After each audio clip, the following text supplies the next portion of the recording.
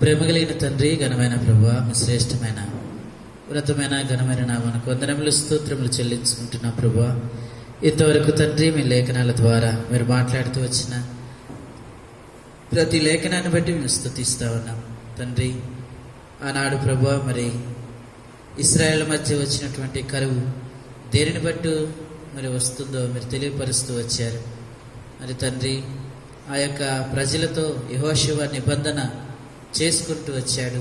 ఆ నిబంధన మరి సౌలు కాలం వచ్చేసరికి నిబంధన మీరి మరి తండ్రి ఆ నిబంధనకు విరుద్ధముగా ప్రవర్తించిన కారణాన్ని బట్టి మరి ఇశ్రాయేల్ ప్రజల్లో ఆ కరువు 3 సంవత్సరాల కరువు రావడం, అయితే ఆ నిబంధన మీరినటువంటి ఆ కుటుంబాన్నే మరి తిరిగి ఆ పాపానికి ప్రాయశ్చిత్తంగా మరి బలిగావించబడుతూ వచ్చింది.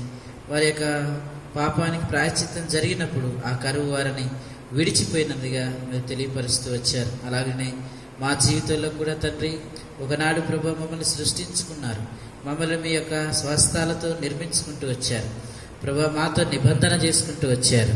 మిమ్మల్ని ఆరాధించే వారముగా, మిమ్మల్ని మహింపరిచే వారముగా ఉండాలని నిబంధన మాతో మీరు కలిగి ఉన్నారు. అయితే తండ్రి, ఆ సౌలు నిబంధన మీరిన రీతిగా నేను నా జీవితంలో తండ్రి మిమ్మల్ని స్తుతించవలసిన వాడినై ఉండగా ఆ నిబంధన మీరి ఏలోక సంబంధమైనటువంటి పరిస్థితుల కోసం ప్రభువా నా జీవితమును నేను అమ్ముకుంటూ వచ్చినటువంటి పరిస్థితులు కలవు.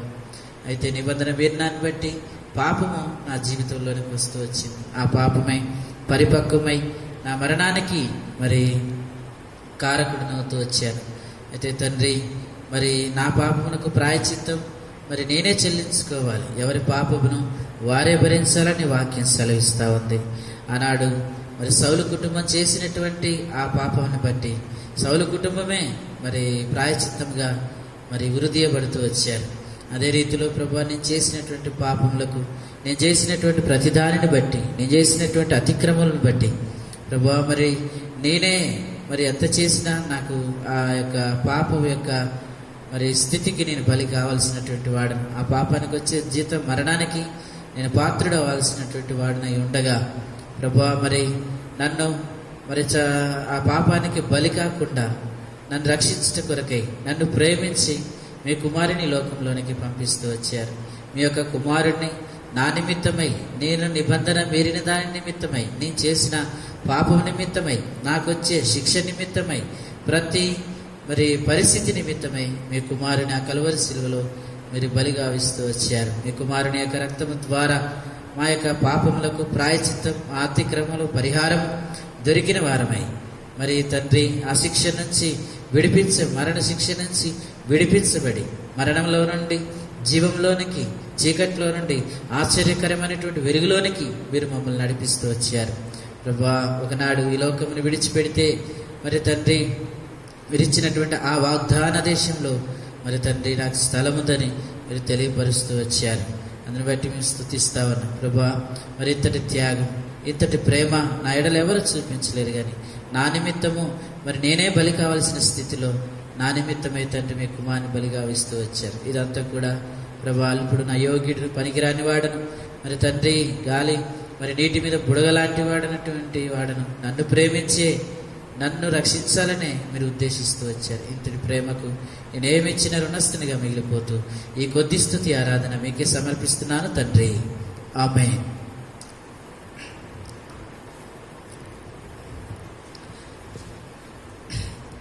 మనం బైబిల్ పల్లవి పాడుకుంటామండి. బైబిల్ పల్లవి పాడుకొని మనము 2వ వర్తమానం కొరకై మనం సిద్ధపడతాము. గ్రంథ వాగ్దానములున్నవి. గ్రంథ వాగ్దానంబులన్నీ నావే, ప్రతి అధ్యాయంబు వరస వచనము, తాన దివ్య ప్రేమ వాగ్దానంబులు, గ్రంథ వాగ్దానంబులన్నీ నావే. కొద్ది నిమిషాలు మరి దేవుని వాక్యాన్ని విని మనము మన ఆత్మీయ జీవితాన్ని మరి సిద్ధపరచుకుంటాము. పరిశుద్ధ బైబిల్ గ్రంథంలో నుంచి ప్రకటన గ్రంథము, పరిశుద్ధ బైబిల్ గ్రంథంలో నుంచి ప్రకటన గ్రంథము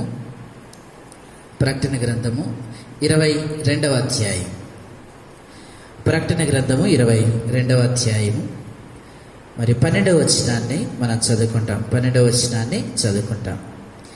ఇదిగో త్వరగా వచ్చున్నాను, వాని క్రియల చొప్పున ప్రతివానికి ఇచ్చుటకు నేను సిద్ధపరిచిన జీతము నా యొద్ద ఉన్నది. అలాగనే రెండవ వాక్య భాగముగా మరి ఎఫెసీలకు రాసిన పత్రిక, అపోస్తలుడైన పౌలు ఎఫెసీలకు రాసిన పత్రిక 5వ అధ్యాయము 15వ వచనాన్ని చదువుకుంటాం. దినములు చెడ్డవి గనక మీరు సమయమును పోనివ్వక సద్వినియోగం చేసుకొనొచ్చు, అజ్ఞానుల వలె కాక జ్ఞానుల వలె నడుచుకున్నట్లు జాగ్రత్తగా చూసుకొనండి. అలాగనే మూడవ భాగముగా ప్రకటన గ్రంథము 3వ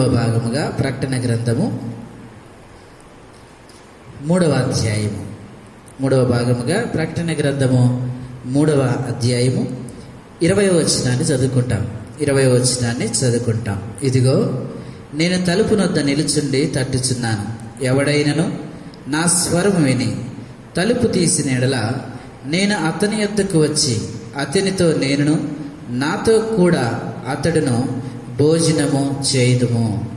ప్రభు సహాయ నిమిత్తమే చిన్న ప్రార్థన చేసుకుంటాం. దయచేసి తరలి వచ్చండి, ప్రార్థన చేసుకుంటాం.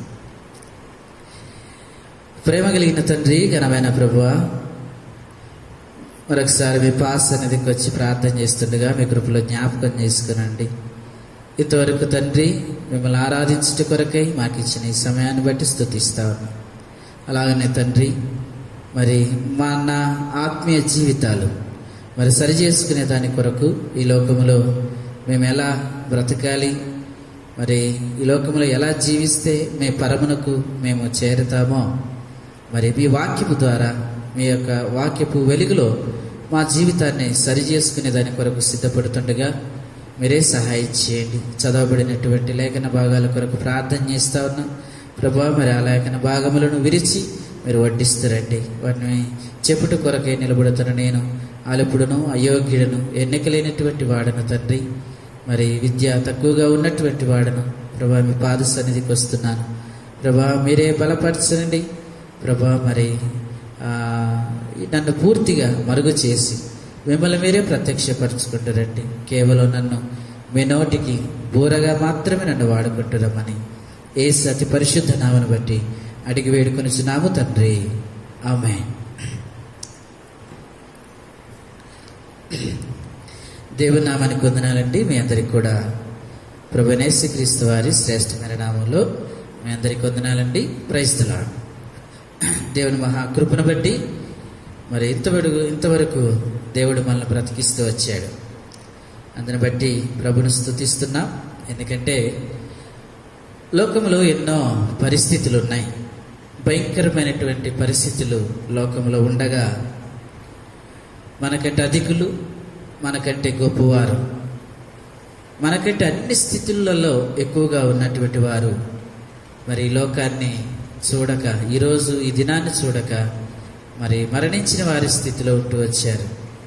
నిజంగా ఆ అమెరికా సైడ్ చూస్తే మరి ఎంతోమంది ప్రాణాలు కోల్పోతున్నటువంటి స్థితి, మరణము తాండవం చేస్తున్నటువంటి స్థితి, మరి మరణము ఎవరిని మృంగుదునా అన్నట్లుగా మరి దేశాలను పట్టుకొని మరి మృంగేదాని కొరకై చూస్తున్నటువంటి తరుణంలో, ఇతటి భయంకరమైనటువంటి పరిస్థితుల్లో మరి దేవుడు మనల్ని జ్ఞాపకం చేసుకున్నాడు.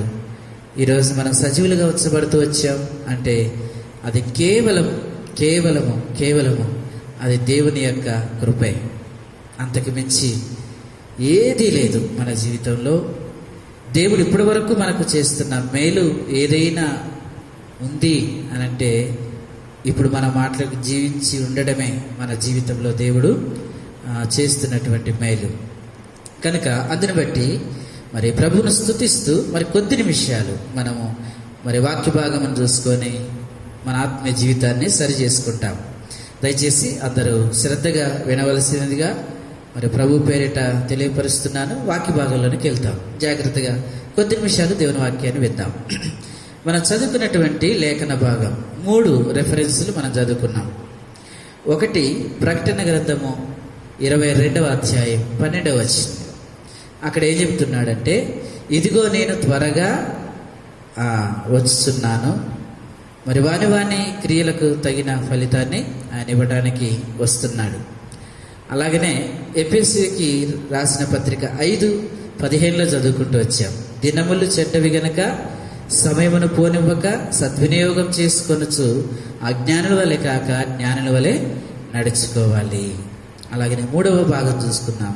ఇదిగో నేను తలుపు నొద్ద ఉండి తట్టుచున్నాను, ఎవడైనా నా స్వరం విని తలుపు తీసిన ఎడల నాతో కూడా అతనితో కూడా నేను మరి భోజనము చేయుదుము అనే మాటను మనం చదువుకున్నాం.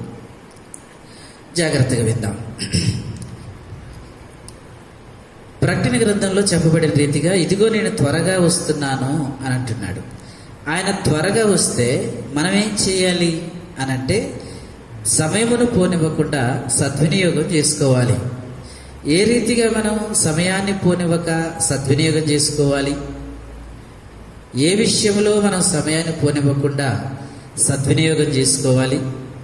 పరిశుద్ధ బైబిల్ గ్రంథం సెలవిస్తూ ఉంది, సమయమును సద్వినియోగం చేసుకుని వాడు జ్ఞాని అని, సమయమును దుర్వినియోగం చేసుకున్నవాడు అజ్ఞాని అని బైబిల్ సెలవిస్తూ ఉంది. అయితే దేవుడు మనల్ని అజ్ఞానులుగా ఉండుటకు మనను పిలవలేదు, కానీ మరి జ్ఞానులను సిగ్గుపరచుటకు మరి అజ్ఞానులమైనటువంటి మనల్ని దేవుడు జ్ఞానవంతులుగా చేశాడు. కాబట్టి మన జ్ఞానం కలిగిన వారం అయితే మన జీవితంలో మరి సమయాన్ని పోనివ్వకుండా సద్వినియోగం చేసుకోవాలి. కనుక ఏ విషయంలో మనము మన సమయాన్ని పోనివ్వకుండా సద్వినియోగం చేసుకోవాలో కొన్ని విషయాలు మనం తెలుసుకుంటాం. అందరూ దయచేసి ప్రకటన గ్రంథము 3వ అధ్యాయం తీసి మరి చూడవలసినదిగా ప్రభు పేరిట మనవి. 3వ అధ్యాయం 20వ వచనాన్ని చదువుతున్నాను. 3వ అధ్యాయం 20వ వచనం. ఏ విషయంలో మనము జ్ఞానులంగా ఉండాలి, ఏ విషయంలో మనము సమయాన్ని పోగొట్టుకోకూడదు అనే విషయాల గురించి మనం తెలుసుకుంటాం. కొన్ని విషయాలు తెలుసుకుంటాం. 3వ అధ్యాయం 20వ వచనంలో, ఇదిగో నేను తలుపు నొద్ద నిలుచుండి తట్టుచున్నాను, ఎవడైనను నా స్వరము విని తలుపు తీసిన ఎడల నేను అతని యొద్దకు వచ్చి అతనితో నేనును నాతో కూడా అతడు భోజనము చేయుదుము. ఈ చదవబడిన లేఖనం మనందరికీ బాగా తెలిసినటువంటి లేఖన భాగం. కానీ కొద్ది నిమిషాలు దీనిలో నుంచి మన ఆత్మీయ జీవితానికి కావలసిన విషయాలను మరి పరిగా ఏరుకున్నట కొరకై సిద్ధపడతాం. ఈ లేఖన భాగంలో దాదాపుగా 4 సంగతులు మనకు కనబడుతున్నాయి. ప్రకటన గ్రంథం 3వ అధ్యాయం 20వ వచనంలో దాదాపుగా 4 సంగతులు మనకు ఆ వచనంలో కనబడుతున్నాయి. ఆయన త్వరగా వస్తున్నానంటున్నాడు, సమయాన్ని పోనీయకుండా సద్వినియోగం చేసుకోవాలి అంటున్నాడు. ఏ విషయంలో మనము జ్ఞానవంతులుగా ఉండాలి అంటే, ఇక్కడ 3వ వచనంలో 3వ అధ్యాయం 20వ వచనంలో ఇదిగో నేను తలుపు నొద్ద నిలిచి ఉన్నాను అని చెబుతూ, ఎవడైనా నా స్వరం విని తలుపు తీసిన ఎడల నేను అతని యొద్దకు వచ్చి అతనితో నేనును నాతో కూడా అతడును భోజనము చేయుదము అనే మాటలో 4 సంగతులు మనకు కనపడుతున్నాయి. మొట్టమొదటిది, ఇదిగో నేను తలుపు నొద్ద ఉన్నాను అని అంటున్నాడు. ఇది మొట్టమొదటి సంగతి. 2వ సంగతి, తట్టుచున్నాను అనేది 2వ సంగతి.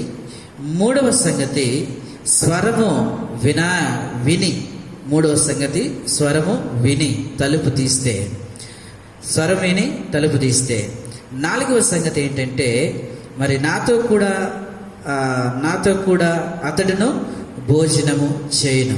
4 సంగతులు మనకు కనపడుతున్నాయి. 1, ఆయన తలుపు నొద్ద నిల్చున్నాడు. 2వది, ఆయన తలుపును తట్టుచున్నాడు. 3వది, ఆయన స్వరమును వినాలి. 4వది, మరి మనతో కలిసి మరి ఉంటానని, భోజనం చేస్తారని ఆయన సెలవిస్తున్నాడు. కనుక మనం ఈ యొక్క లేఖన భాగాన్ని మన ఆత్మీయ జీవితంలో మరి తెలుసుకోవడానికి ప్రయత్నం చేస్తాం. మొట్టమొదటిగా ఇదిగో నేను తలుపు నొద్ద నిలుచున్నాను అనే భాగాన్ని మనం ధ్యానం చేస్తాం. గబగబా 4 సంగతులను వివరించుకోవటానికి ప్రయత్నం చేస్తాము. ఇక్కడ ఏమంటాడంటే, ఇదిగో నేను తలుపు నొద్ద నిలుచున్నాను అంటాడు. తలుపు నొద్ద నిలుచున్నాను అని అంటే అర్థం ఏంటి? తలుపు నొద్ద నిలుచున్నానంటే అర్థం ఏంటి? ఉదాహరణకి మనము ఫోన్ చేస్తాం. ఏదైనా ఊరు వెళ్ళినప్పుడు మన ఫ్రెండ్కి, ఏదైనా ఊరు వెళ్తే మన ఫ్రెండ్ వాళ్ళ ఇంటికి వెళ్ళాలనుకున్నప్పుడు ఫోన్ చేస్తాం. ఫోన్ చేసి నేను వచ్చాను, పలానా హైదరాబాద్ వచ్చాను, మరి నేను ఇంటికి రావాలనుకుంటున్నాను అని ఫోన్ చేస్తే రమ్మంటాడు. ఓకే, వచ్చేస్తూ మళ్ళీ ఫోన్ చేస్తాం. ఎక్కడికి వచ్చి ఫోన్ చేస్తారంటే మరి మొత్తంలోనికి వచ్చి ఫోన్ చేస్తారు. ఫోన్ చేస్తే ఎక్కడున్నావు అని అంటే, ఎక్కడ ఏ సెంటర్లో ఉన్నావు అని అంటాడు ఫోన్ ఎత్తిన ఆయన. ఏ సెంటర్లో ఉండడం కాదు, నేను ఆల్రెడీ వచ్చేసా, నీ ఇంటి ముందే, నీ తలుపు ముందే ఉన్నాను అని అంటే అని అంటాడు. అంటే దీంట్లో అర్థం ఏంటంటే, తలుపు నొద్ద నిలుచున్నాడు అనే మాటకు అర్థం ఏంటంటే అతి దగ్గరగా ఉన్నాడని అర్థం. తలుపు నొద్దనే ఉన్నాడంటే ఆ తలుపు తీస్తే చాలు, తలుపు యొద్దనే ఉన్నాడు అంటే అతి సమీపముగా ఉన్నాడు అనేది మనకు అర్థమవుతుంది. సమయమును పోనీకుండా సద్వినియోగం చేసుకోండి, ఎందుకంటే ఇదిగో నేను త్వరగా రాబోతున్నాను. ఎవరికి ఇవ్వాల్సినటువంటి జీతం, ఎవరి క్రియలకు తగిన ఫలితం వాళ్ళకి నేను ఇవ్వటానికి సిద్ధంగా ఉన్నాను. కాబట్టి మీరేం చేయాలి అంటే, ఇదిగో సమీపముగా ఉన్నాను, నేను మీకు సమీపముగా వచ్చాను, మీ తలుపు దగ్గరికి వచ్చాను. కనుక ఆయన సమీపముగా ఉన్నాడనేది మనకు అర్థమవుతుంది. మన జ్ఞానులమైతే ఆ సమీపముగా ఉన్నటువంటి ఆ దేవుణ్ణి మనము ఇంటిలోనికి చేర్చుకోవాలి. సమీపముగా ఉన్నటువంటి దేవుణ్ణి మన ఇంట్లోకి చేర్చుకోవాలి. కొన్ని విషయాలు ఈ రోజున మనం నేర్చుకోవడానికి ప్రయత్నం చేస్తాం. సమీపముగా ఉంటే మన జీవితాలు ఎలా ఉంటాయి చెప్పండి? సమీపముగా అంటే దగ్గరగా ఉంటే మామూలుగా ఈ లోకంలో ఏమనిపిస్తూ ఉంటుందంటే, సమీపముగా ఉన్న పరిస్థితిని మనం పట్టించుకోవండి. మానవుడికి ఉన్నటువంటి అతిపెద్ద జ్ఞానం ఏంటంటే, దగ్గరగా ఉన్నది ఏది కూడా మనం పట్టించుకోం. మన దగ్గరలో ఉన్నదాన్ని మనము గొప్ప అనుకో. మనకి దగ్గరలో ఉన్నదాన్ని మనం ఏమాత్రం కూడా దాన్ని హానర్ చెయ్యం. దగ్గరలో ఉన్నప్పుడు ఏమవుతుందంటే, ఆ దగ్గరగా ఉన్నప్పుడు ఆ దగ్గరగా ఉన్న వస్తువు, ఆ దగ్గరగా ఉన్నటువంటి మనిషి, ఆ దగ్గరగా ఉన్నటువంటి స్నేహితుడు, ఆ దగ్గరగా ఉన్నటువంటి భార్య, ఆ దగ్గరగా ఉన్నటువంటి కుటుంబం, ఆ దగ్గరగా ఉన్నటువంటి యొక్క పరిస్థితిని ఏదైతే ఉందో దాని విలువను మనం తెలుసుకోలేం. దగ్గరగా ఉంటే మనకు ఆ విలువ అనేది మనం పట్టించుకోం. ఎందుకంటే చాలా మటుకు చూస్తూ ఉంటాం, తల్లిదండ్రులు ఇంట్లో ఉంటారు. తల్లిదండ్రులు ఇంట్లో ఉంటే జనరల్గా, అంటే అందరు కాదు, కొంతమంది తల్లిని పట్టించుకోలేనటువంటి స్థితిలో, తండ్రిని పట్టించుకోలేనటువంటి స్థితిలో ఉంటారు. ఎందుకంటే ఎప్పుడు వాళ్ళు ఎక్కడ ఉంటారంటే మన ఇంట్లోనే ఉంటారు. కాబట్టి ఆ సమీపంగా ఉన్నదాన్ని బట్టి అమ్మన్నా, నానన్న, లేకపోతే స్నేహితుడన్నా, లేకపోతే ఏదన్నా కుటుంబం అన్నా అంత ప్రేమ అనేది ఉండదు. సమీపంగా ఉంటే దాన్ని పట్టించుకో. మా అమ్మమ్మగారు ఉండే, మా అమ్మగారు వాళ్ళ అమ్మ, మా అమ్మమ్మగారు వారు సొంతూరులో ఉన్నప్పుడు ఆడ ఉండి ఏమనుకునేదంట, మా అమ్మమ్మ మా బాలకృష్ణ ఎట్టున్నాడు అనుకునేదంట. ఎందుకంటే నేను ఉండేది ఖమ్మంలో, మా అమ్మమ్మ ఉండేదేమో మిర్యాలగూడెంలో. కాబట్టి మా అమ్మమ్మ ఎప్పుడు అనుకునేది, అక్కడ మా మావయ్య ఉన్నాడు, మా మేనమావ ఉన్నాడు. మా మేనమావకి 3 కొడుకులు ఉన్నారు. ఆ 3 కొడుకులు ఎదురుగానే ఉంటారు ఆమెకి. కానీ ఆ 3 కొడుకులు, మనవాళ్ళు 3 మనవాళ్ళు ఎదురుగానే ఉన్నప్పటికీ వాళ్ళ ముందే ఏమంటా ఉంటుందంటే, బాలకృష్ణ చూడక శాండ్రులైంది, ఎట్టున్నాడో నా మనవడు అని అంటది. అంటే ఏదో ఒక రోజు సమయం కుదిరించుకుని ఇంటికి వస్తుంది. మా ఇంటికి వచ్చి మా ఇంట్లో ఒక 2 రోజులు ఉంటుంది, 2-3 రోజులు ఉంటుంది. 3వ రోజు గాంగిలోనే ఇక ఏమనడం స్టార్ట్ చేస్తుందంటే, మా రామకృష్ణ ఎట్టున్నాడో అని అంటది. రామకృష్ణ అంటే మా బావమరిది, మా మేనమామ కొడుకు. వాడి పేరు రామకృష్ణ, నా పేరు బాలకృష్ణ. ఎందుకంటే మా నాన్నను మా మేనమామ ఇద్దరు కలిసి సినిమాకి పోయారు. సినిమాకి పోతే ఇద్దరు సినిమా చూసి చెయ్యి జోడేసుకొని, అరే నీ కొడుకు బాలకృష్ణ పెట్టి నా కొడుకు రామకృష్ణ పెడతా అన్నారు. అట్టా బాలకృష్ణ దగ్గరికి వచ్చినేమో రామకృష్ణ అని తెలుసుకుంటుంది, రామకృష్ణ దగ్గరికి పోయినప్పుడు బాలకృష్ణ తలుచుకుంటుంది. కారణం ఏంటంటే దగ్గరగా ఉంటే అది పట్టించుకోం. మన జీవితంలో ఏదైనా దగ్గరగా ఉంటే అది పట్టించుకోం. ఏదైనా అంతే, దగ్గరగా ఉన్న స్నేహితుని పట్టించుకో. ఇప్పుడు కాకపోతే వాడు ఎప్పుడైనా మన దగ్గరే ఉంటాడు. ఎవరితో మాట్లాడతామంటే దూరంగా ఉన్న వాడితో మాట్లాడతాం. కారణం ఏంటంటే వీడు ఎప్పుడు మన ముందే ఉండేవాడు కదా. ఎప్పుడు తెల్లారగానే మన ఇంటి ముందు నుంచి పోతావాడు, అంత విలువ ఉండదు. దూరంగా ఉన్న వాడితోనే మరి ఫోన్ చేసి ఎలా ఉన్నావని అడుగుతూ ఉంటాం. అంటే మనకి అర్థం కావాల్సిన విషయం ఏంటంటే సమీపంగా ఉన్నది ఏది కూడా మన జీవితంలో పట్టించుకోం. అది దొరికే సమయంలో దానికి ఇవ్వవలసిన విలువను మనం ఇవ్వలేము. అది ఏదైనా.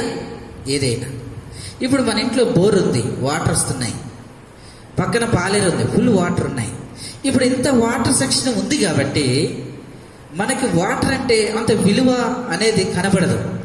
ఏదో ఒక రోజు ఈ పరిస్థితులు పోయినప్పుడు అప్పుడు అనుకుంటాం, అయ్యో ఒకనాడు మా ఊళ్ళో పెద్ద రిజర్వాయర్ ఉండే, దాని నిండా ఎప్పుడు నీళ్ళు ఉండేవి, ఇప్పుడు నీళ్ళు లేక ఎంత కరువు వచ్చేసింది అని అనుకుంటాం. అంటే దగ్గరగా ఉన్నది ఏది కూడా మనము ఏం చేయమంటే దాన్ని ప్రాముఖ్యము అని అనుకో. ఎప్పుడు మన ఆలోచన ఎట్లుంటుందంటే, ఎప్పుడు మనకి ఆలోచన విధానం ఎట్లుంటుందంటే ఎక్కడో ఉన్నది కావాలి, దగ్గరగా ఉన్నది అస్సలు నచ్చదు. అందుకని అంటారు కదా, మన ఇంట్లో వండిన కూర మనకు నచ్చదు, పక్కింటోడి పచ్చడి నూరినా కూడా అబ్బా భలేగా ఉందిగా, వాసన భలేగా నూరుతున్నారుగా అని అంటారు. ఏంటి అంటే మన ఇంట్లో వండింది మనకి సమీపంగా ఉంది కదా, ఎప్పుడు తినేదే. పక్కనోడు రుచి వేరే ఉంటుంది. దగ్గరగా ఉన్నది ఏదైనా మానవుడు అనేవాడు ఎలా ఉంటాడంటే దాన్ని హానర్ చేయడు, దాని విలువేంటో గ్రహించడు, దాని పరిస్థితి ఏంటో తెలియని పరిస్థితి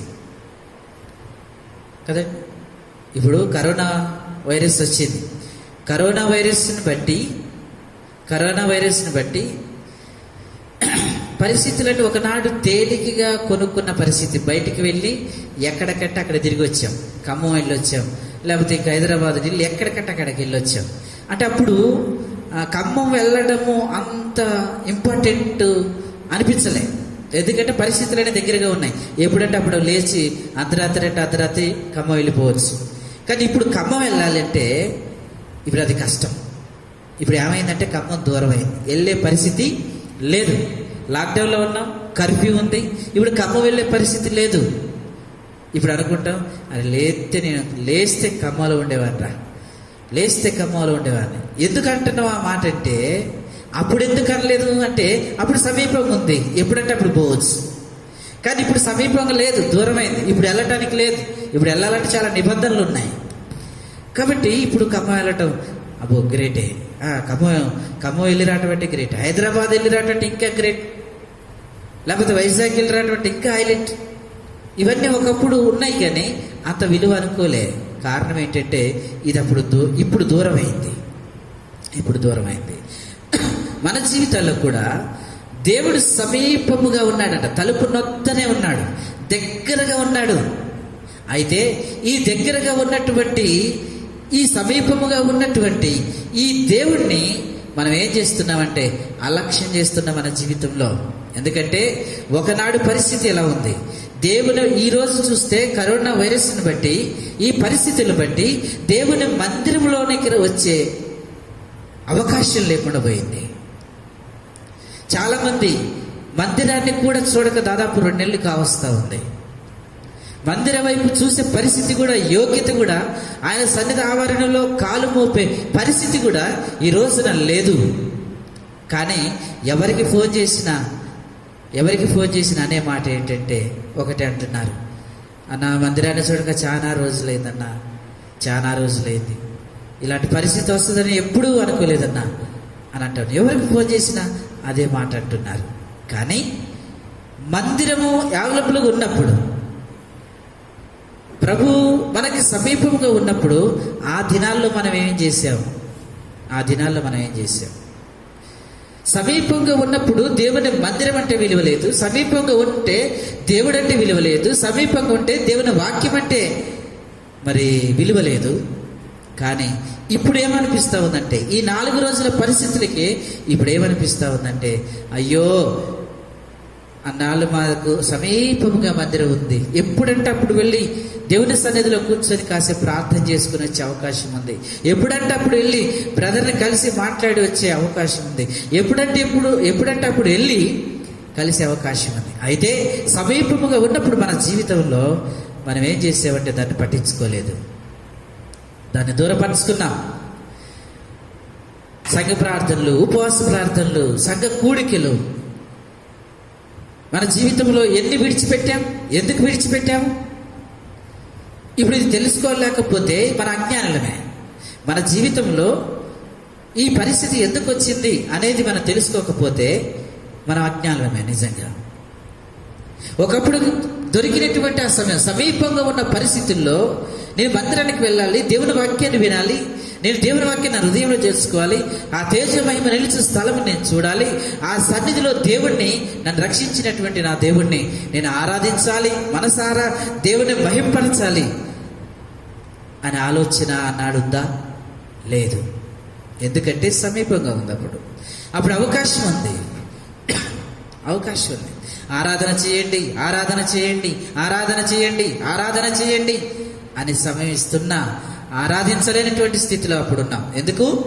ఒక రోజు కాకపోతే ఇంకొక వారం చేద్దాంలే, సంఘ ప్రార్థనకి వెళ్ళకపోతే ఉపవాస ప్రార్థనకి వెళ్దాంలే, ఆ రెండింటికి వెళ్ళకపోతే ఆదివారం ఒక పూట వెళ్దాంలే, ఆదివారం 1 గంట వెళ్దాంలే అనే పరిస్థితులు. కానీ ఇప్పుడు వచ్చేసరికి దూరం అయిపోయింది. మన జీవితంలో సమీపంగా ఉన్నది ఏది కూడా మనం పట్టించుకో. ఈ రోజున దేవుడు మనకు నేర్పించడానికే, ఏ విషయంలో అయితే సమీపంగా ఉన్నదాన్ని మనం నిర్లక్ష్యం చేసామో, ఒకవేళ దేవుడు నీకు నాకు అందరికీ నేర్పించడానికే ఈ పరిస్థితిని కలగజేస్తూ వచ్చాడు. ఒకసారి ఆలోచించండి. దేవుని మందిరం విలువ, దేవుని వాక్యపు విలువ, దేవుని యొక్క సమయం ఎంత విలువైందో మనకు అర్థం చేయటానికి, మనకు తెలియచేయటానికే ఈ పరిస్థితి వచ్చిందేమో. ఒకనాడు అన్ని పరిస్థితులు మంచిగుంటే ఏం చేశాం? ఒకనాడు అన్ని పరిస్థితులు సమీపంగా ఉన్నాయి, వాక్యం సమీపంగా ఉంది, మందిరం సమీపంగా ఉంది, ఆరాధించే సమయం సమీపంగా ఉంది, ప్రార్థన చేసే సమయం సమీపంగా ఉంది. అయినా కూడా సమీపంగా ఉన్నదాన్ని మనం అసలు తీసి అవతల పడేసాం. ఫోన్ చేస్తే, అన్నా దేవుని ఆరాధించలేని పరిస్థితిలో ఉన్నావన్నా, దేవుని ఆరాధించడానికి కూడా అవకాశం లేకుండా అయిపోయిందన్న దేవుని మందిరంలో అంటున్నాం. ఉన్నప్పుడు ఎన్నిసార్లు చేశాం? కీర్తనకారుడైన దావీదు ఒక మాట అంటాడు, శ్రమనంది ఉండుట నాకు మేలాయన అంటాడు. ఈ పరిస్థితిని బట్టి మనం అర్థం చేసుకోవాల్సిందే. మనకి నేర్పించడానికి దేవుడు ఈ పరిస్థితిని కలగజేస్తూ వచ్చాడేమో. ఒకసారి నేను సమీపముగా నీ దగ్గర ఉంటే, నీ తలుపునంతనే నేనుంటే, నువ్వు తలుపు తీస్తే నేను దొరుకుతునే పరిస్థితిలో నేనుంటే, నువ్వు నన్ను పట్టించుకోలేదే, నన్ను చూడలేదే, సమీపంగా ఉన్నటువంటి నన్ను చేర్చుకోలేదే, సమీపంగా ఉన్నటువంటి సమయాన్ని నువ్వు సద్వినియోగం చేసుకోలేదే. ఇప్పుడు దూరం అయితే ఆ విలువేందో అర్థమవుతుంది. ఇదిగో నేను తలుపు నొద్దనే ఉన్నాను, సమీపముగానే ఉన్నాను మీకు. అందుకని ఒక మాట అంటాడు, చదువుదాం రిఫరెన్స్. యెషయా గ్రంథం 55వ అధ్యాయం 6వ వచనం. యెషయా గ్రంథం మనకు తెలిసిన మాటే. యెషయా గ్రంథము 55వ అధ్యాయం 6వ వచనాన్ని చదువుకుంటాం. 6వ వచనాన్ని, యెహోవా మీకు దొరుకు కాలమందు ఆయనను వెతుకుడి, ఆయన సమీపములో ఉండగా ఆయనను వేడుకొనడి. యెహోవా దొరికే కాలములో మనం ఏం చేయాలంటే ఆయన్ని వెతకాలి అనేసి. యెహోవా మీకు దొరుకు కాలమందు ఆయనను వెతుకుడి, ఆయన సమీపములో ఉండగా ఆయనను వేడుకొనుడి. సమీపములో ఉండగానే మనం చేర్చుకోవాల్సిన పరిస్థితి. ఆయన తలుపునంత ఉండగానే మన ఇంట్లో చేర్చుకోవాలి. ఒకవేళ కొట్టి తలుపు దగ్గర నుంచి వెళ్ళిపోతే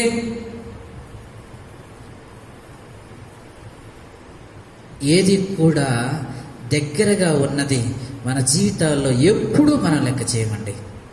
ఎప్పుడు కూడా మనం లెక్క చేయం. దగ్గరగా ఉంటే దాని విలువ అర్థం కాదు. అందుకని ఒక కవి అన్నాడు, మనసులు దగ్గరగా ఉంటే మనసులు దూరంగా ఉంటాయంట, మనుషులు దూరంగా ఉంటే మనసులు దగ్గరగా ఉంటాయంట. అర్థమవుతుందండి? మనసు మనుష్యుడు, మనుషులంతా ఒక చోట చేరితే వారి మనసులు చేర ఒక చోటకి, మనసులు వేరే దూరంగా ఉంటాయి. మనసులంతా కూడి చేరినప్పుడు మనసులు దూరంగా ఉంటాయి. కానీ మనసులు దూరంగా ఉన్నప్పుడు, మనుషులు దూరంగా ఉన్నప్పుడు వారి మనసులు దగ్గరగా ఉంటాయని ఒక కవి చెప్పాడు. కారణం ఏంటంటే అందులో ఉన్న భావం ఏంటంటే సమీపంగా ఉన్నదాన్ని మనం గుర్తించమనేది అర్థం. సమీపంగా ఉంటే ఇప్పుడున్న మనసు ఎప్పుడుంది, ఇప్పుడున్న వ్యక్తి ఎప్పుడున్నాడు, కానీ సమీపంగా ఉంటే మనకు అది అంత గొప్పగా అనిపించదు. యెహోవా దొరుకు కాలమున ఆయనను వెతుకుడి, నేను దొరికే కాలం వెతకండి, తలుపు తీయండి, నేను వస్తాను, నన్ను సమకూర్చుకోండి, నన్ను మీ ఇంట్లోకి తెచ్చుకోండి, మీ హృదయంలోకి ఆహ్వానించుకోండి అని దేవుడు ఎంత చెప్తా ఉన్నాడో. వెతికే కాలం దొరుకుతుంది. కానీ మనం వెతుకుతున్నామా? మన ఆలోచన ఏంటంటే ఆ దేవుని మందిరం ఏముందిలేండి, ఇలా కాకపోతే రేపు ఉంటుంది, రేపు కాకపోతే ఎల్లుండి ఉంటుంది. ఎప్పుడు ఎదురుగా కనబడే వ్యక్తిని మనం అంతగా ఎందుకు పలకరించలేం. ఎందుకంటే ఎదురుగా ఇలా కాకపోతే రేపు, ఇప్పుడు కాకపోతే తర్వాత. ఏం బ్రదర్, ఏంటి ఆరాధన పరిచర్యకి రాలేదంటే, అన్న చిన్న పని ఉందన్న, ఆ పని కోసం ఆగిపోయినా. మరి మందిరం ఎట్లాగే వచ్చే ఆదివారం వచ్చేస్తానా, వచ్చే ఆదివారం ఎట్టి పరిస్థితుల్లోనే నేను పని పెట్టుకుని వచ్చేస్తానా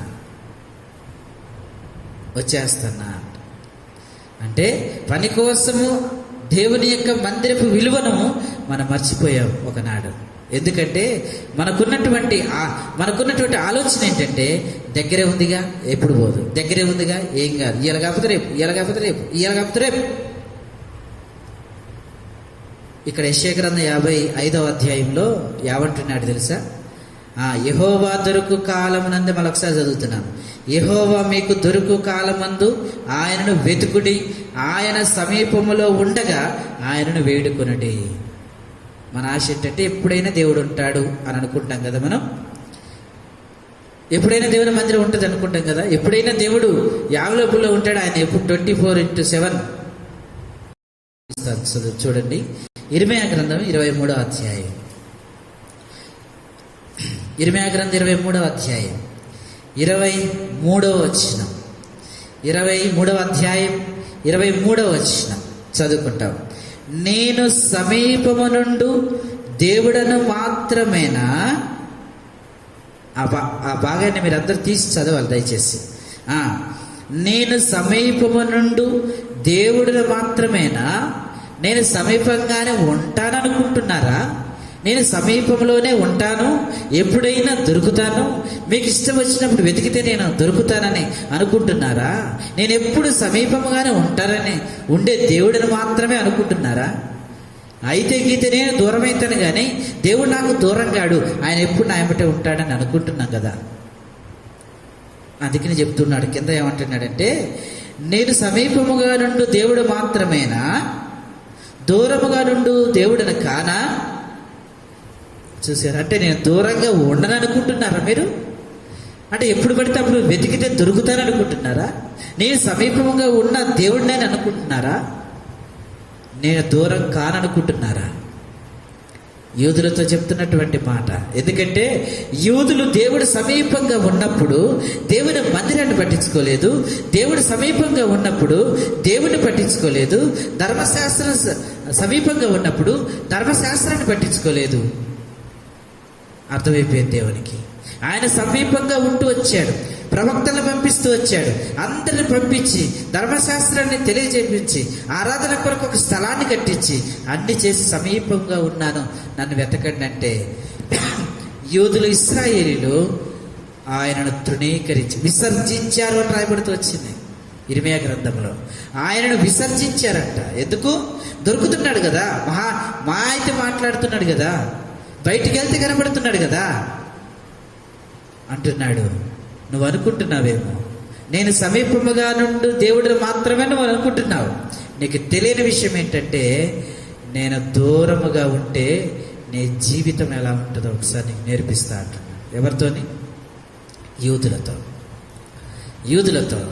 నేను దగ్గరగా ఉంటానని అనుకుంటున్నా కదా, ఒక్కసారి నేను దూరం అయిపోతే నా విలువేంటో మీకు అర్థమవుతుంది.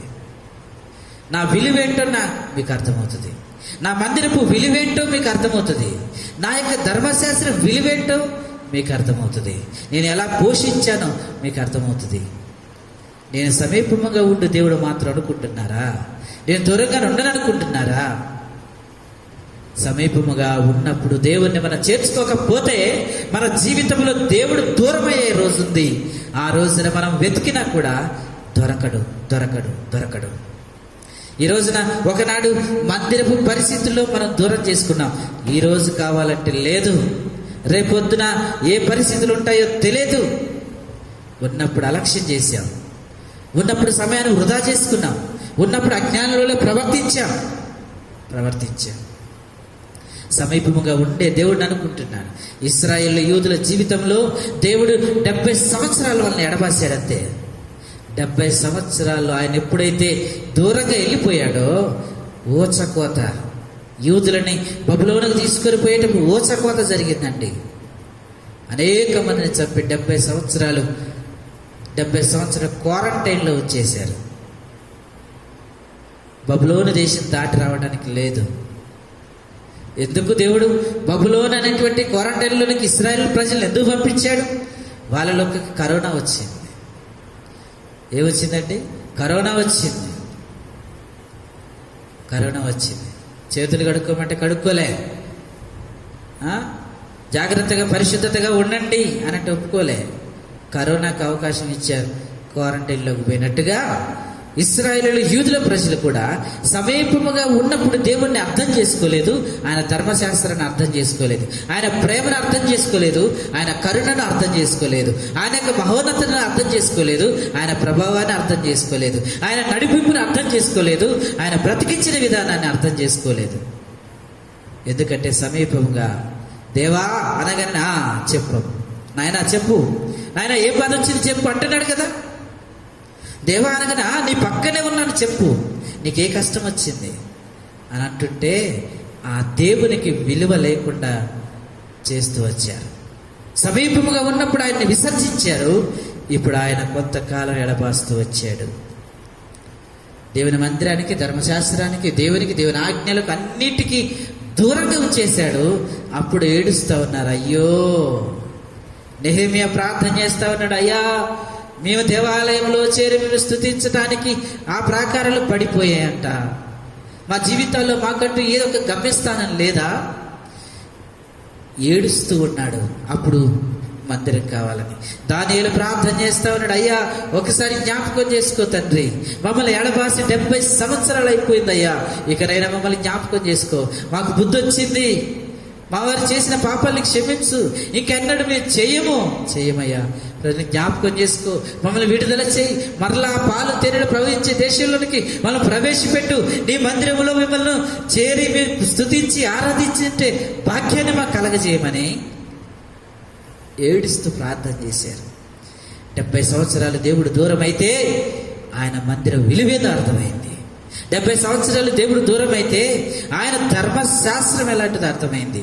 70 సంవత్సరాలు దేవుడు దూరం అయితే వాళ్ళ బ్రతికేంటో వాళ్ళకి అర్థమైంది. ఆయన సమీపముగా ఉన్నప్పుడు ఏ దేశం వచ్చినా కూడా భయపడేసి వచ్చేది. ఇశ్రాయేలులతో యుద్ధం అంటే మామూలు విషయం కాదు. ఇశ్రాయేలులో ఉండు దేవుడు మహోన్నతుడు అనే భయం అన్ని దేశాల్లో ఉంటే ఆ దేశ ప్రజలే పోయి ఇంకో దేశంలో బానిసలుగా బ్రతుకుతున్నారు. దేవుడు సమీపముగా ఉన్నప్పుడు మనం చేర్చుకోకపోతే, యూదులు ఇశ్రాయేల్ ఏ రీతిగా పరదేశంలో బానిసలుగా బ్రతుకుతూ వచ్చారో అటువంటి బ్రతికే వస్తుంది. తలుపునంత ఉన్నప్పుడు లెక్క చేయకపోతే, తలుపు ఎంతనే ఉన్నప్పుడు మనం చేర్చుకోకపోతే, మన జీవితంలో మనం ఎంతో నష్టపోతాం. మన జీవితంలో మనం ఎంతో నష్టపోతాం. ఆయన సమీపముగానే ఉన్నాడు కదా అనుకోవటం కాదు, ఆయన దూరమయ్యే పరిస్థితి కూడా మన జీవితాల్లో ఉంటుంది. ఒక మాట చదువుదాం. జెఫన్యా గ్రంథము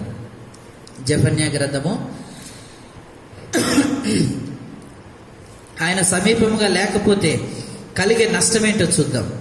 ఆయన సమీపముగా లేకపోతే కలిగే నష్టమేంటో చూద్దాం ఒకసారి. 1వ అధ్యాయం, జెఫన్యా గ్రంథము 1వ అధ్యాయం. ఆయన సమీపముగా ఉన్నప్పుడు మనం ఆయన చేర్చుకోకపోతే మనకు కలిగే నష్టం చూద్దాం. 1వ అధ్యాయం 14వ వచనం నుంచి చదువుతున్నాను. యెహోవా మహాదినము సమీపమాయను, యెహోవా దినము సమీపమై అతి శీఘ్రముగా వచ్చుచున్నది, ఆలకించుడి. యెహోవా దినము వచ్చి ఉన్నది, పరాక్రమశాలురు మహారోధనము చేయుదురు. ఆ దినము ఉగ్రత దినము, శ్రమయు ఉపద్రవమును, మహానాశనమును, కమ్ము దినము, అంధకారమును గాఢంధకారమును కమ్ము దినము, మేఘములను గాఢంధకారమును కమ్ము దినము. ఆ దినమున ప్రాకారముల పట్టణముల దగ్గరను, ఎత్తైన గోపురముల దగ్గరను యుద్ధ ఘోషను బాకానాదమును వినబడును. జనులు యెహోవా దృష్టికి పాపం చేసిరి గనక నేను వారి మీదికి ఉపద్రవం రప్పింపబోతున్నాను. వారు గుడ్డి వారి వలె నడిచెదరు, వారి రక్తం దుమ్ము వలె కారును, వారి మాంసం పెంట వలె పారవేయబడిను. యెహోవా ఉగ్రత దినము తమ వెండి బంగారములు వారిని తప్పింపలేకపోవను.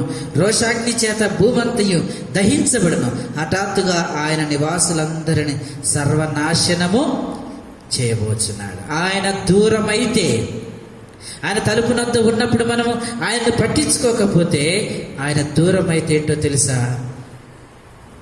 ఇంకొక సమీపం వస్తుంది. దేవుడు సమీపంగా ఉంటే ఒక మేలు, దేవుడు దూరం అయితే ఏదో ఒకటి సమీపంగా వస్తుంది. మన జీవితంలో దేవుడు దూరం అయితే, సమీపంగా ఉన్న దేవుణ్ణి మనం నెట్టేస్తే మన దగ్గరికి మన సమీపానికి వచ్చేది ఏంటో తెలుసా? మహా ఉగ్రత దినం. ఆయన సమీపంగా ఉంటేనే మహా ఉగ్రత దినం ఆగుద్ది. ఆయన సమీపంగా లేకుండా దూరంగా ఉంటే మహా ఉగ్రత దినం మనకు సమీపంగా వస్తుంది. ఏ సమీపం కావాలి మన జీవితంలో? మహా ఉగ్రత దినం సమీపం కావాలా? సమీపంగా ఉన్న దేవుణ్ణి చేర్చుకోవటం కావాలా? నిర్ణయం మన చేతుల్లోనే ఉంది. నిర్ణయం మన చేతుల్లోనే ఉంది. ఆ మహాదినం వస్తే ఎవరి వలన కాదు తాళనం.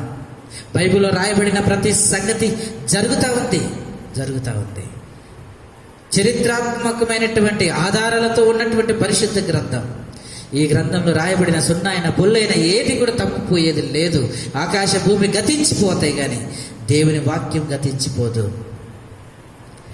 సమీపంగా ఉన్న దేవుడు కావాలా? దూరంగా ఉండననుకుంటున్నాం. ఆయన దూరం ఉంటే మనకు సమీపంగా వచ్చేది మహా ఉగ్రత దినం. ఆ రోజునంట శీఘ్రంగా వస్తుంది, ఆలకించడి. యెహోవా దినం వచ్చినది. పరాక్రమశాలులు ఏం చేస్తారంట? మహారోధనం చేస్తారు. పరాక్రమశాలులు, ఎంతో పరాక్రమం కలిగినటువంటి వారు ఏడుస్తారంట. దిక్కుతోచన స్థితి. ఆ ఉగ్రత దినం వస్తే ఎవరు చేయదలిసింది కూడా ఏది లేదండి. జ్ఞానులే కానీ, లేకపోతే శాస్త్రులే కానీ, లేకపోతే ఇతరులకు సంబంధించినటువంటి వారే కానీ, గనులే కానీ ఎవరు కూడా చేయాల్సింది ఏమీ లేదు. కూర్చొని ఏడవడం తప్ప చేయవలసింది ఏది లేదు. పరాక్రమశాలులు ఏడుస్తారంట ఆ ఉగ్రత దినము. ఆ ఉగ్రత దినము శ్రమయు ఉపద్రవమును మహానాశము కమ్ము దినం, అంధకారము గాఢంధకారము కమ్మును, మేఘములు గాఢంధకారము కమ్మును. దినమున ప్రాకారము గల పట్టణముల దగ్గరను, ఎత్తైన గోపురముల దగ్గరను యుద్ధ ఘోషణయు బాకానాదమునైనబడును. ఎంతటి పరిస్థితి తెలుసా? సమీపముగా ఉన్నప్పుడు మన దేవుని మన సమీపంగా మనం చేసుకోకపోతే ఇంకొకటి సమీపానికి వస్తుంది. మహా ఉగ్రత దినం. ఏది కావాలి? సమీపంగా ఉన్న ఉగ్రత దినమా? సమీపంగా ఉన్న దేవుడా? యెహోవా దొరుకు కాలంలో ఎతకండి. సమీపముగా ఉన్నప్పుడు ఆయన చేర్చుకోవాలి. ఇదిగో తలుపు నొద్దనే ఉన్నాను నేను అంటున్నాడు. తలుపు నొద్దనే ఉన్నాడు కదా, ఎప్పుడైనా ఉంటాడులే, తలుపు తీస్తే వస్తాడు అనుకుంటున్నాము. ఎప్పుడు ఆయన పడిగాపులు కాసుకుంటా నువ్వు పిలవగానే చెప్పని అంటాడు అనుకుంటున్నాం మనం. నా దేవుడు ప్రేమ కలిగిన వాడు, నమ్మకమైన వాడు, పిలిస్తే పలికేవాడు, నేను ఏదైనా చెబితే వినే చెవులు కలిగిన వాడు అని అనుకుంటున్నాం. అవును, నిజమే. కానీ ఒక దినం వస్తుంది, ఆయన దూరమయ్యే దినం, ఉగ్రత దినం సమీపమయ్యే దినం. ఆ దినానికి రావద్దంటే సమీపముగా ఉన్నప్పుడే దాన్ని చేర్చుకోవాలి. చూడండి, ఒకవేళ సమీపంగా ఉంటే ఏం జరుగుతుందో చూడండి. 2వ అధ్యాయం జెఫన్యా గ్రంథము 2వ అధ్యాయం. ఇప్పుడు చూసింది ఏంటంటే ఆయన దూరం అయితే మనకు కలిగే నష్టం. ఇప్పుడు చూస్తున్నాం ఆయన దగ్గర వెయ్యి మనం చేర్చుకుంటే జరిగే సంగతి ఏంటి చూడండి. సిగ్గుమాలిన జనులారా కూడిరండి, పొట్టు గాలికి ఎగురునట్లు సమయం గతించుచున్నది. విధి నిర్ణయం కాక మునిపే, యెహోవా కోపాగ్ని మీ మీదికి రాక మునిపే, మిమ్మును శిక్షించుటకై యెహోవా ఉగ్రత దినము రాక మునిపే కూడిరండి. దేశములో సాత్వికులైన ఆయన న్యాయ విధులను అనుసరించు సమస్త దీనులారా యెహోవాను వెతుకుడి. మీరు వెతికి వినయము గలవారై నీతిని అనుసరించిన ఎడల ఒకవేళ ఆయన ఉగ్రత దినమునందు మీరు దాచబడుదురు. వెతికితే సమీపంగా ఉన్నప్పుడు మనం ఆయన చేర్చుకోగలిగితే జరిగేది ఏంటో తెలుసా? మహా ఉగ్రత దినం నుంచి మనం ఏం చేయబడతామంటే దాచబడతాం. ఏ ఉగ్రతరన్నా రాని సమీపంగా ఉన్నప్పుడు మనం చేర్చుకున్నాం కనుక ఇప్పుడు ఏం చేస్తే ఏ ఉపద్రవం వచ్చినా, ఏ పరిస్థితులు వచ్చినా, ఎలాంటి కరోనా పరిస్థితులు వచ్చినా, ఎలాంటి స్థితి వచ్చినా, ఏ ఉగ్రత వచ్చినా ఆ ఉగ్రతలో మనం ఉండకుండా దేవుడు మనల్ని ఏం చేస్తాడంట? దాస్తాడు. ఎలా దాస్తాడు? తన చేతులతో మనల్ని దాస్తాడు. ఎందుకంటే సమీపముగా ఉన్నప్పుడు మనం చేర్చుకున్నాం కాబట్టి మనల్ని దాస్తాడు. ఒకవేళ సమీపంగా ఉన్నప్పుడు మనం చేర్చుకోలేదో పైన జరిగే పరిస్థితులన్నీ చదువుకుంటూ వచ్చాం. ఇదిగో నేను తలుపు నొద్ద ఉన్నాను, సమీపముగా ఉన్నాను. మన జీవితంలో మనం పరీక్ష చేసుకోవాలి. మనకు సమీపంగా ఉన్నప్పుడు మనం ఏ పరిస్థితిలో ఉన్నాం? ఒకవేళ దేవుడు మనతోనే ఉంటాడు, ఎప్పుడు నేను పోయినప్పుడు ఆయన ఉంటాడు అని అనుకుంటున్నామా? ఆయన దగ్గరగా ఉండి సమీపముగా ఉండే దేవుడు అనుకుంటున్నావేమో, ఆయన దూరముగా ఉండని అనుకుంటున్నామేమో. ఆయన దూరం అయితే ఉగ్రత దినం సమీపమవుతుంది.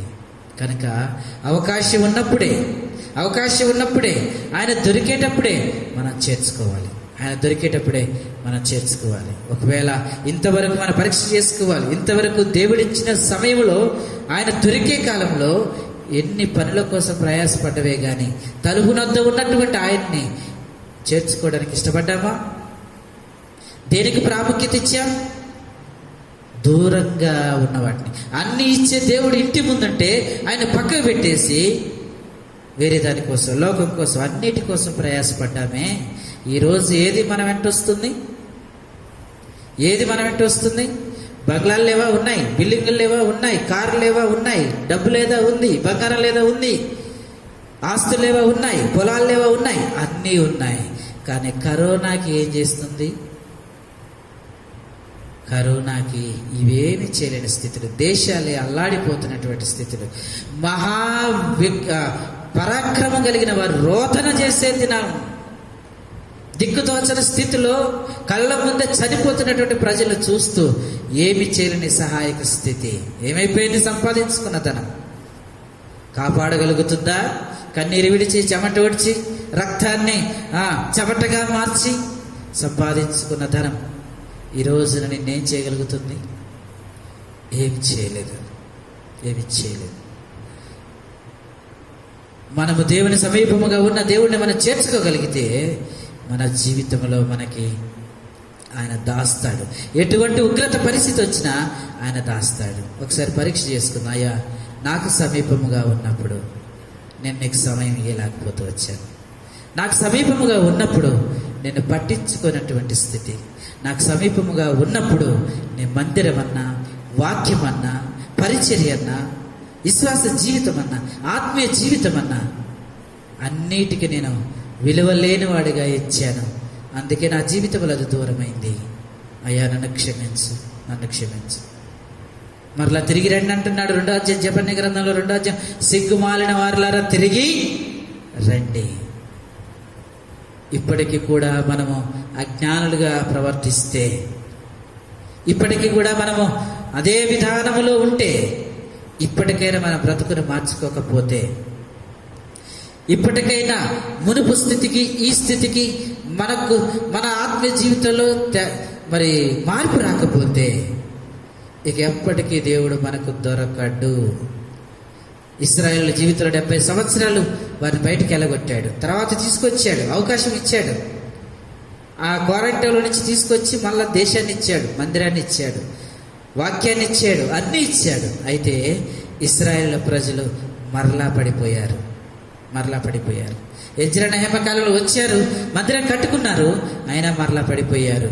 యేసు ప్రభువారు వచ్చి వెళ్ళిపోయిన తర్వాత ఆ మందిరం కూల్చబడింది. యూదులు ఇశ్రాయేలులంతా కూడా చెదరగొట్టబడ్డారు. ఒకసారి అవకాశం ఇచ్చాడు దేవుడు, 70 సంవత్సరాలు పంపించి తీసుకొచ్చాడు. అవకాశం ఇస్తే అవకాశం సద్వినియోగం చేసుకోలే, మరలా బ్లాస్ట్ చేస్తే ఇప్పటి వరకు మందిరం లేదు వాళ్ళకి, ఇప్పటి వరకు ఆరాధించే స్థితి లేదు, ఇప్పటి వరకు బలులర్పించే పరిస్థితి వాళ్ళ జీవితాలలో లేదు. ఈ రోజున దేవుడు మనకు నేర్పించడానికి క్వారంటైన్, బబులోన్ అనేటువంటి క్వారంటైన్లో ఉన్నామనుకోండి, విడిపిస్తాడు దేవుడు. దీని నుంచి మనల్ని విడుదల చేస్తాడు, మనకు అవకాశం ఇస్తాడు, దేవుడు విడుదల చేస్తాడు. అయితే విడుదల చేసిన తర్వాత మన బ్రతుకు మనం మార్చుకోవాలి. అందరూ ప్రార్థన చేస్తూ ఉన్నారు, అయ్యా నీ మందిరాలు ఆరాధన చేయలేని స్థితి, మిమ్మల్ని కలవలేనటువంటి స్థితి అయ్యా, ఈ రోగం మాలో నుంచి తీసివేయమని చెప్పి ప్రార్థన చేస్తూ ఉన్నాడు. దేవుడు ప్రార్థన ఆలకిస్తాడు, ఏదో ఒక రోజు దీన్ని తీస్తాడు. అయితే తీయబడిన తర్వాత పరిస్థితి ఎలా ఉంటుంది? అప్పటికైనా మారుతుందా మన బ్రతుకు అంటే అది మన చేతుల్లోనే ఉంది. సమీపముగా ఉన్నప్పుడు, తలుపు నొద్ద ఉన్నప్పుడే మనం ఆయన చేర్చుకోవాల్సినటువంటి వారంగా ఉంటూ వచ్చాం. కనుక ఈ ప్రకటన గ్రంథంలో మొట్టమొదటి అంశం ఏంటంటే, మరి ఆయన సమీపముగా ఉన్నప్పుడు మనం ఆయనను చేర్చుకోవాలి. లేకపోతే ఆయన దొరకని కాలము ఒకటి ఉంది. ఆయన దూరమైతే మనకి సమీపమయ్యే మరి ఉగ్రత దినము మనకి సమీపం అవుతుంది. కనుక ఆయన తలుపునంత ఉన్నప్పుడే, అవకాశం ఉన్నప్పుడే విరివిగా వాక్యం అందించబడుతుంది. అందించబడినప్పుడు చేర్చుకోండి. విరివిగా ఇంతకు ముందు కంటే కూడా దేవుడు ఇప్పుడు ప్రతిరోజు మనకు వాక్యాన్ని ఇస్తున్నాడు. అది దేవుడి కృప అనుకోండి. మిగతా రోజులు ఉన్నప్పుడు వారానికి 1 రోజు 2 రోజులు సంఘ ప్రార్థన, 1 రోజు శనివారం 1 రోజు ప్రార్థన, వీటికి కూడా రాకుండా ఉన్నాను చూసారా. ఇప్పుడైతే ఏమంటున్నా అంటే, వాక్యం పంపించండి అన్న, మేము రోజు మాకు ఏ పరిస్థితి లేదు, దిక్కుదోచని పరిస్థితుల్లో ఉన్నాం. ఆ వాక్యం పెట్టుకొని మరి కొంత సమయం ప్రభువులో గడుపుతున్నటువంటి ఆ ఆశ, ఆ స్థితి మాకు కావాలన్నా దయచేసి వాక్యానికి దూరం చేయొద్దన్నా అని అడుగుతున్నారు. కారణం ఏంటి అంటే, ఇప్పుడు మనకు వాక్యం విలువ అర్థమవుతుంది. ఒకప్పుడు ఈ వాక్యం ఉంది కదా,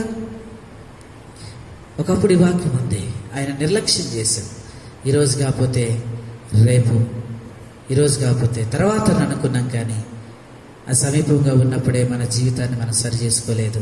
అయితే దేవుడు అవకాశం ఇస్తే, మరలా మనకు అవకాశం ఇస్తే, దేవుడు తిరిగి మరలా ఈ కరోనా పరిస్థితులను మారిస్తే, అప్పటికైనా మన బ్రతుకులను మనం నూతనంగా రాసుకోవాలి. నూతనంగా హిమమ కంటే తెల్లగా కడగబడాలి. ఒక తీర్మానం ఉండాలి. ఎన్ని పరిస్థితులు వచ్చినా జీవితం మారకపోతే ఇక మనం ఏం చేయలేం. దేవుడి ఉగ్రత దినం సమీపంగా వస్తుంది. కనుక ఈ ప్రకటన గ్రంథం 3వ అధ్యాయంలో మొదటిది మనం చూస్తూ వచ్చాం, ఇదిగో నేను తలుపు నొద్ద ఉన్నాను.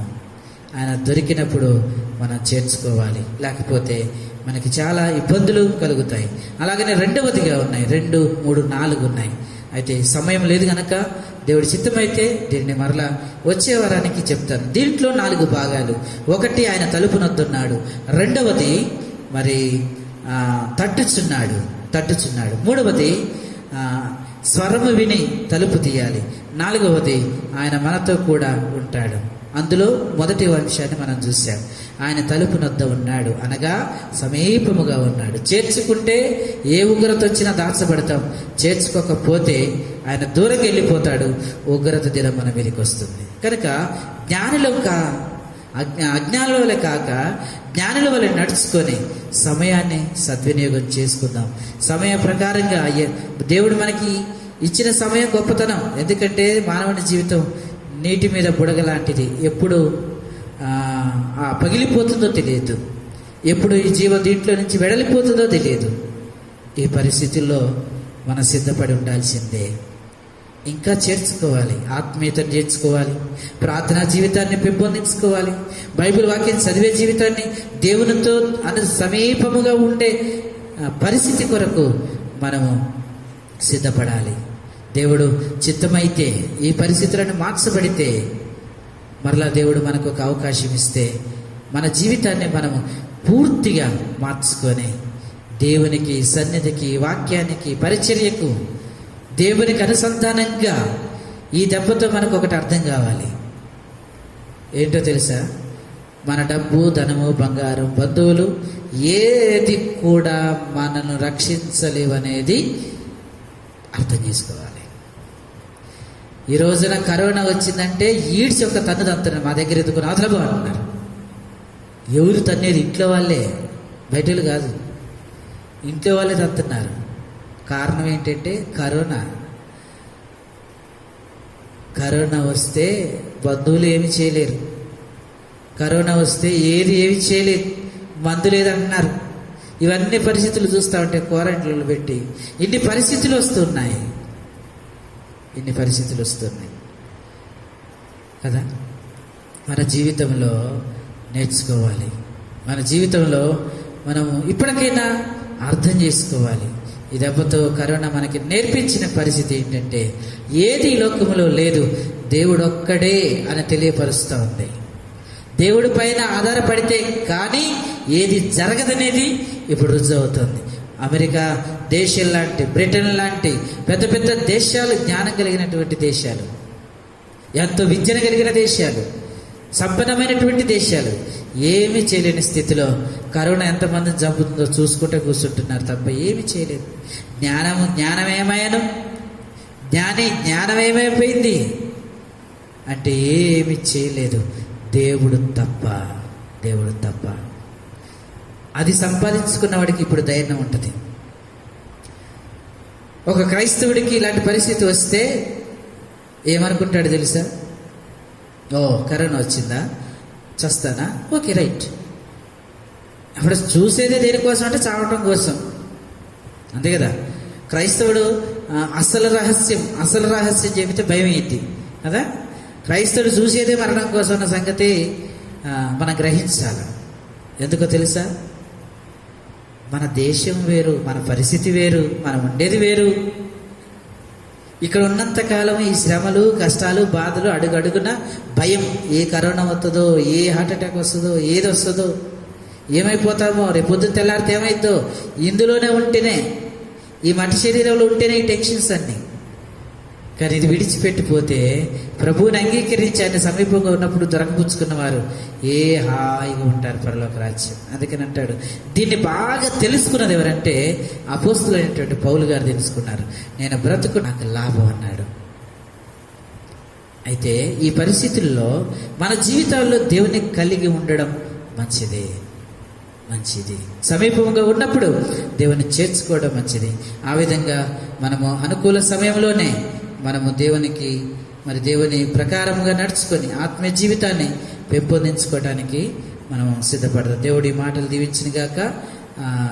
అలాగే ఉన్న మిగతా 3 భాగాలు దేవుడి చిత్తమైతే మరి వచ్చే వారాలలో మనం ధ్యానం చేసుకుంటాము. కనుక ఆఖరిగా ఒక మాట చదువుకొని మనము ముగించుకుంటాం. ప్రకటన 3:20 చదువుకుందాం. ప్రకటన 3వ అధ్యాయం 20 వచనాలు చదువుకుంటాం. అందరం కలిసి చదువుకుంటాం. 20వ వచనం. ఇదిగో నేను తలుపు నొద్ద నిలుచుండి తట్టుచున్నాను. ఎవడైనా నా స్వరం విని తలుపు తీసిన యెడల నేను అతని యొద్దకు వచ్చి అతనితో నేనును నాతో కూడా అతడును భోజనము చేయుదుము. దేవుడి మాటలు దీవించును గాక. రండి ప్రార్థన చేసుకుంటాం.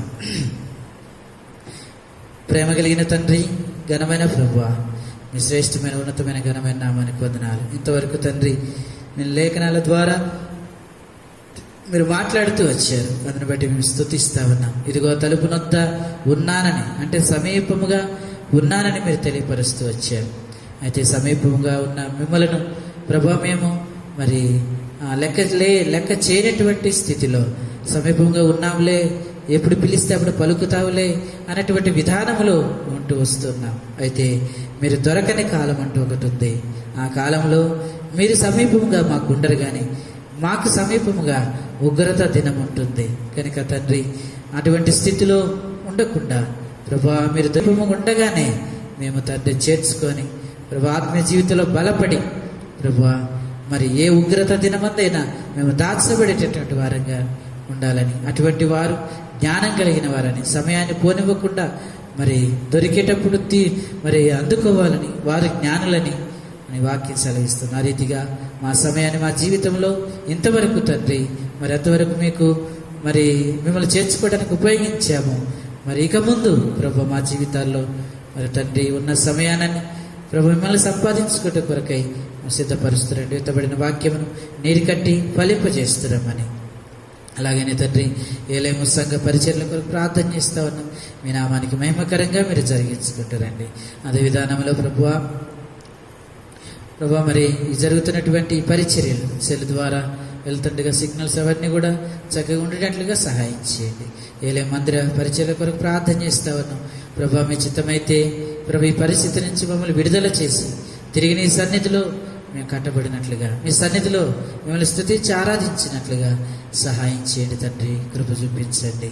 రీతిగా తండ్రి మరి కరోనా వైరస్ ద్వారా ఎంతోమంది బాధపడుతూ ఉన్నారు తండ్రి. ఎన్నో దేశాలు చిగురాకుట వలె వణికిపోతున్నటువంటి స్థితులు ఉన్నాయి ప్రభా. ఇది మీరు మాత్రమే చేయగలిగిన వాడు. దీనిని మరి తండ్రి దూరపరచుటకు ఎవరికి కూడా సాధ్యపడేది కాదు. కనుక తండ్రి జ్ఞాపకం చేసుకునండి, మా అవిధేయతను క్షమించి మాకు ఒక అవకాశాన్ని మీరు కల్పించండి తండ్రి. తిరిగి మేము పూర్తి స్థాయిలో పరిపూర్ణం అవుతున్నట్లుగా ప్రభా సహాయం చేస్తారండి. ఈ రీతిగా ప్రభా ఏలేము సంఘములో ఉన్న కుటుంబాలలో ఉన్నటువంటి వ్యక్తుల కొరకే ప్రార్థన, ప్రతి ఒక్క కుటుంబాన్ని పేరు వరుసన మీరు జ్ఞాపకం చేసుకుంటారండి. ప్రతి కుటుంబాన్ని ఆత్మీయంగా బలపరచండి, మీరు ఆకడ కొరకు సిద్ధపరచండి. ఆత్మీయ జీవితంలో మీరు తండ్రి ఉన్నత స్థితిలో ఉంచుతున్నామని అడుగుతున్నాం, సహాయం చేయండి. మరొకసారి తండ్రి ఈ పరిచర్య అంతటి ద్వారా మీరు ప్రభా మీ నామానికి మహిమాకరంగా జరిగించుకున్నందుకై ప్రభా మీకు వందనాలు చెల్లించుకుంటూ, అలాగనే తండ్రి మరి సంఘమును మీ కృపగల చేతులకు అప్పచెప్తూ మీ కృపా సత్యాన్ని కోరుకుంటూ ఏ సత్య పరిశుద్ధ నామని బట్టి అడిగి వేడుకొనిచున్నాము తండ్రి, ఆమేన్. మరి వారందరి పరిచర్యలను మరి ఒకసారి ప్రకటనలు వినండి. మరి యథావిధిగా మనకు కుటుంబ ప్రార్థనలు కంటిన్యూ అవుతాయి. అలానే మరి మంగళవారం బైబిల్ స్టడీ, అలాగే బుధవారం సంఘ ప్రార్థన, మరి శనివారం ఉపవాస ప్రార్థన, ఆదివారం ఆరాధన. ఇవి మన సంఘానికి ఇవ్వబడిన పరిచర్యలు. అలాగనే మరి కుటుంబ ప్రార్థనలు కూడా సోమ, అలాగనే గురువారం శుక్రవారం కుటుంబ ప్రార్థనలు మరి వస్తున్నాయి. మరి పరిచర్యలో పాలు పంపులు కలిగి ఉండండి. ఆత్మీయంగా సిద్ధపడేట కొరకై మరి సిద్ధపడండి. రండి ఆశీర్వాద ప్రార్థన చేసుకుంటాం. మన తండ్రి అయిన దేవుని ప్రేమ, కుమారుడైన యేసుక్రీస్తు వారి కృప, పరిశుద్ధాత్మని అన్యోన్య సవాసం కూడి వచ్చిన మనకున్న సంఘమునకు సవాసమునకు ఇప్పుడు ఎల్లప్పుడు సదాకాలం తోడుండి నడిపించునుగాక.